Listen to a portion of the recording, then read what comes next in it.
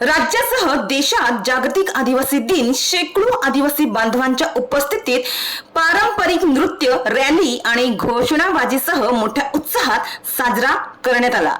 तर नाशिकमध्येही 9 ऑगस्ट हा जागतिक आदिवासी दिवस प्रबोधनपूर्व मार्गदर्शनाने हा कार्यक्रम संपन्न झाला।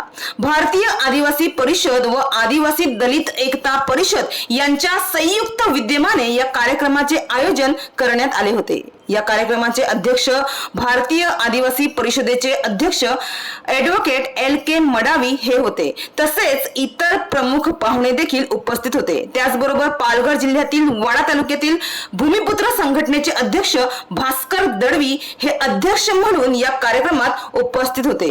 यावेळी त्यांनी आदिवासी बांधवांचे अधिकार, आदिवासी लोकांच्या हक्कांचे संरक्षण आणि त्यांच्या संस्कृतीचे जतन, शासनाच्या योजना याच्यावर भर टाकून मार्गदर्शन केले। आणि हा आदिवासी दिवस साजरा करताना खऱ्या अर्थाने हा दिवस कशा पद्धतीने साजरा व्हायला पाहिजे याबद्दल भास्कर दळवी यांनी आपली प्रतिक्रिया या दरम्यान मांडली आहे। पाहूयात। जागतिक आदिवासी दिवस 9 ऑगस्ट रोजी जागतिक आदिवासी दिवस जो आहे काल देशभरासह आपल्या पालघर जिल्ह्यातील सर मोठ्या उत्साहात साजरा करण्यात आला। मात्र खऱ्या अर्थाने जागतिक आदिवासी जो दिवस आहे तो साजरा करण्यामागचा उद्देश काय आहे आणि खऱ्या अर्थाने तो कशा प्रकारे साजरा व्हायला पाहिजे याबद्दल सर तुमचं मत काय? खरं तर आदिवासी जागतिक दिवस 24 डिसेंबर 1994 रोजी युनो मध्ये पारित झाला, ठराव पास झाला। परंतु मूळ उद्देश त्याचा जो होता तो उद्देश आज परत लोकांपर्यंत पोहोचलाच नाही। कारण खरा इतिहास जो आहे तो इतिहास त्यांच्या समोर यायला हवा आहे, परंतु तो इतिहास समोर आला नाही। तर तो इतिहास समोर न आल्यामुळे लोकांचा 15 दिवस अगोदर 9 ऑगस्ट जवळ आला की 15 दिवस अगोदर त्यांच्या ढोल ताशे आणि तयारी सुरू होते। पण त्याच्यामध्ये फक्त एवढंच त्यांना समजते का आमच्या पारंपरिक रीतिरिवाजी, रूढी, परंपरा हे जपणं एवढंच त्यांना माहिती आहे। पण त्याच्या पाठीमागचा जो इतिहास आहे तो इतिहास चुकीचा आहे, तो इतिहास त्यांना पूर्ण माहिती नाही। खरं तर हे पूर्वी अमेरिकेमध्ये ज्या क्रिस्टोफर कोलंबसने अतिक्रमण केलं, तिथे असणाऱ्या वस्त्यांवर अतिक्रमण केलं, तिथल्या जागा बळकावल्या गेल्या। जागा बळकावून त्यांनी त्यांचा स्वतःचा स्वार्थ साधण्याचा प्रयत्न केला, तिथे असणाऱ्या वस्त्यांवर अतिक्रमण केली। ते देत नाही म्हणून त्यांच्यावर जोर जबरदस्तीने मारणं, झोडणं, त्याच्या व्यतिरिक्त तिथे ख्रिश्चन धर्म स्वीकारणं, अशा पद्धतीने त्यांच्यावर अन्याय अत्याचार झाले। ज्याने ज्याने विरोध केला त्यांना मारलं गेलं। हा खरा इतिहास समोर आलाच नाही।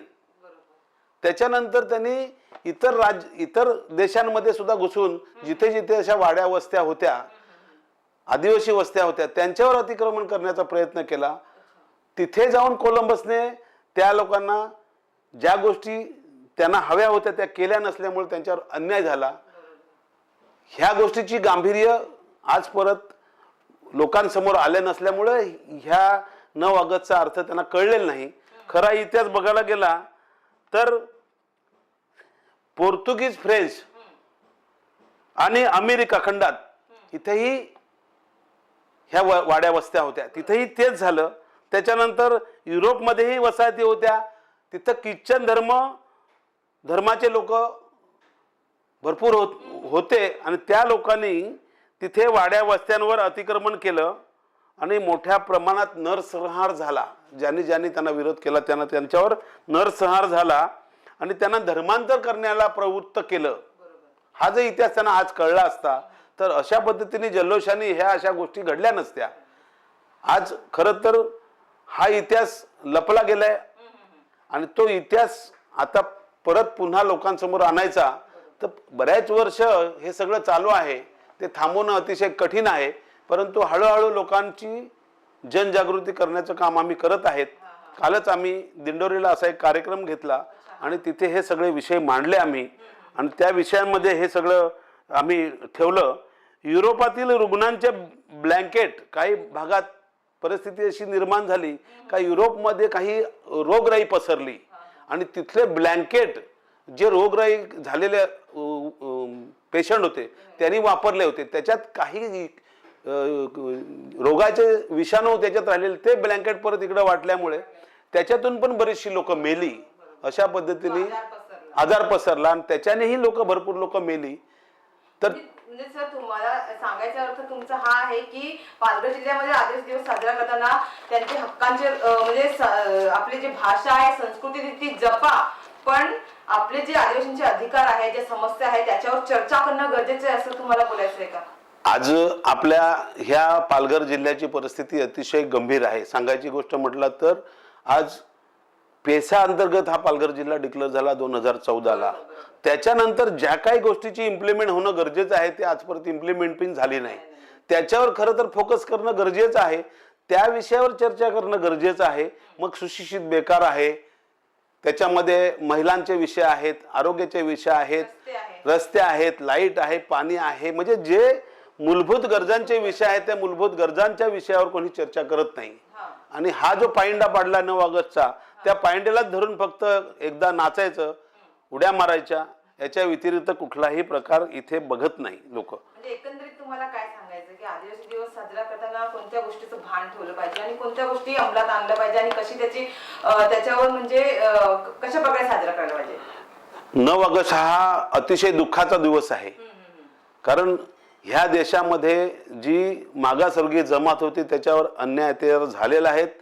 आता त्यांना कशाची गरज आहे, आता त्यांना काय हवं आहे त्याच्यावर चर्चा होणं, त्याच्यावर विश्लेषण होणं गरजेचं आहे. नाचणं हे गरजेचं नाही.